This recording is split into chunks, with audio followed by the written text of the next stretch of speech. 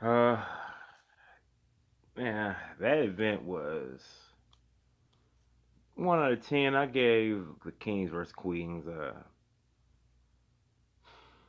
7.2 at best. Uh, I have to check my recap, but I knew I had some predictions down correctly.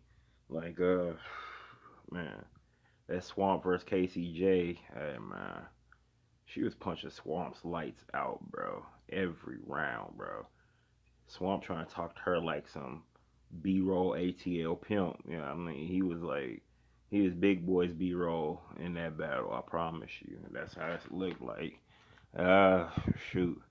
I ain't gonna lie to you. Like that.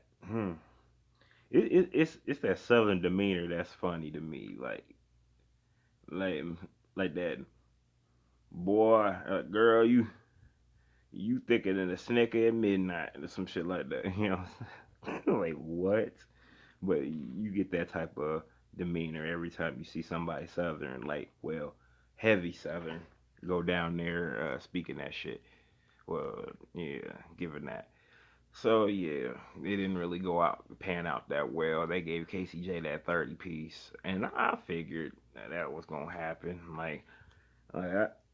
Just judged on by the card how it looked. It looked like Swamp was a sacrifice, and he was an early sacrifice. Right after that, it was Rum Nitty versus C3. I ain't gonna lie to you, Rum Nitty went off. They was not trying to give that man no love. I will be real with you.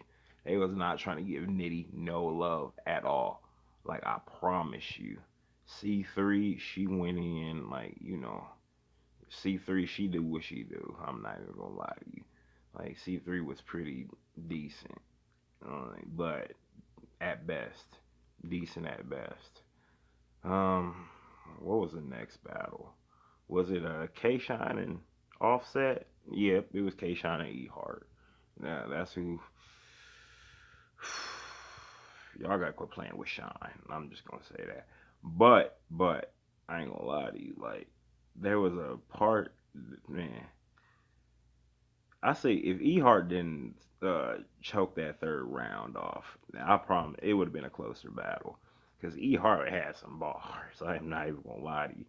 But K Shine, like I'm telling you, if he ain't got no bomb first round, you can beat him. That's how I feel. Like I've been watching him for a while, and if his first round ain't just like out this world, then you have a chance against K Shine, and that's how I looked at it.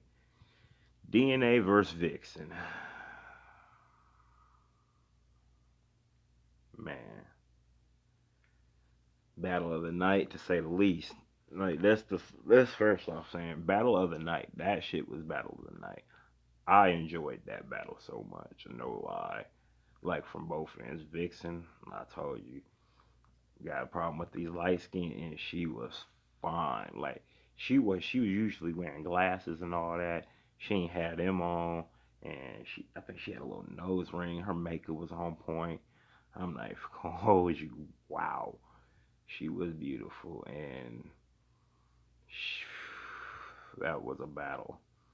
DNA came with everything. First round, just punching. Like this is probably the best DNA I've seen in a while. I'm not even gonna lie to you. Like round for round, like see the thing with DNA, I've been watching him since grind time. Uh, thing is with DNA, expect one good round, but thing is he knows how to sneak it in because he'll have mediocre 2 rounds and then above average freestyles to overcompensate. Like, but this time, like, I ain't gonna lie to you, on point every time. And then he even had an angle on Vixen. He even had an angle. I'm like, wow, and it was potent. Like, yo, he was like, why ain't I punching so much? Because she used to domestic violence. I'm like, man, crazy. And then she just came in, like, man, from the beginning of her first, man, just in this man's face, like, in this man's face. I'm like, yo, on some chest type lick. I'm like, I said she had a crush on, bro, but But it was you seen it. You seen it. Even though she had some hey, DNA, do not answer. I was dying. I was dying. And what hell she had a lot of things. Like, and then like what of course the favorite line. Like well, two favorite lines where she was like, "You too focused about seeing a nigga in me, like seeing the nigga in me, and not focused on getting seeing the bitch in you." And then turned around with the "I'll smack the bitch out of you" and introduce her to a better man. I'm like, damn. And then you had to kiss the man afterwards. That is crazy. I'm thinking, what is this? Like DNA was really trying to give you your space every time he rapped. Like DNA was trying to give you your space. Like he was barking from a distance. You you brought the fight to him, man, and it, it was bad. But they gave you 3-0, Vixen. You deserve that one. Facts. You deserve that one. Now, Charlie Clips and Couture.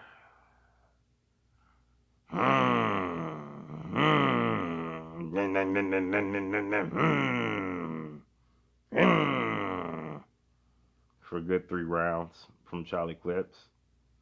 I think there was a Psych Out Live moment. No, there wasn't a Psych Out Live moment. But truth be told, I felt like, how do you choke, stumble, freestyle, and still win a first round? How do you do it? I don't know. But you could tell in that second round they got tired of your ish, bro. They got tired of it. They got tired of your ish, bro. And I felt like Couture should have won that one.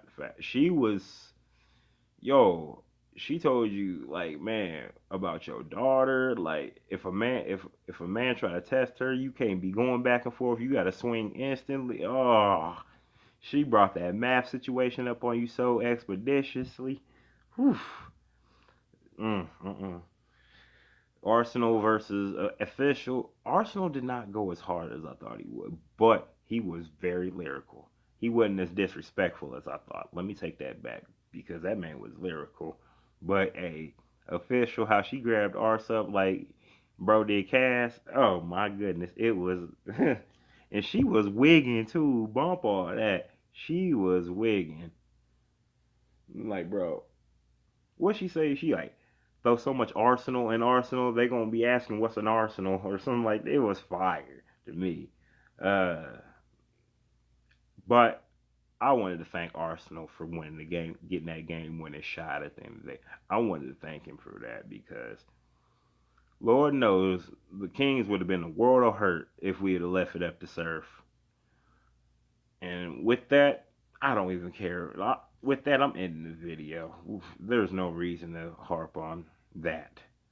Like, actually, like do you know what I said after Arsenal won? I was like, I went into the little caffeine comment section like, event's over, y'all, and I wasn't lying because right after Surf was done, all I see was trash, trash, Surf a bomb, trash.